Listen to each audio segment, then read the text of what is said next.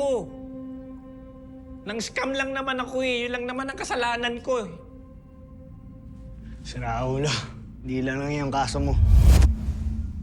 Nanggagaw ka ng baril. Sinubukan mong baril itong bossing ko. Frustrated murder ang tawag doon. Matagal na sentensya yun, pare. Takot lang makulong na.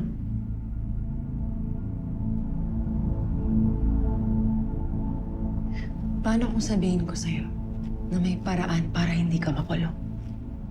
Pumayag ka lang maging state witness namin. State witness? Yes. Tetestigo ka lang laban sa mga kasamahan mo. Tapos kailangan mo ituro sa amin kung saan yung operations ng sindikato nyo.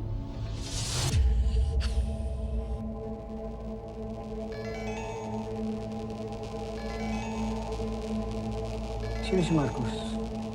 Kasama mo sa sindikato? Parang sumasagot si Owa.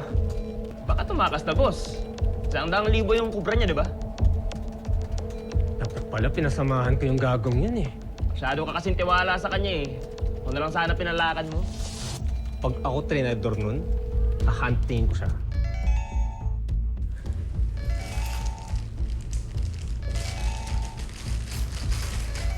Sasagutin ko to, maayos ka.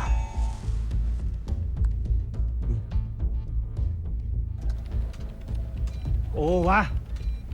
Boss! Kala ko ininja mo na kami. Asan ka na? Nandito pa sa meeting place, boss eh. Pero nakuha ko na yung pera. Bakit ngayon lang? Ang tagal tumating ng babae. Bumalik ka na dito. Bilisan mo.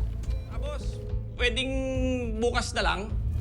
Kasi papalamig lang muna ako. Nabul ako ng gwardiya kanina eh. Hindi ka sumipot dito. Alam ko kung saan ka umuwi. Yes, boss!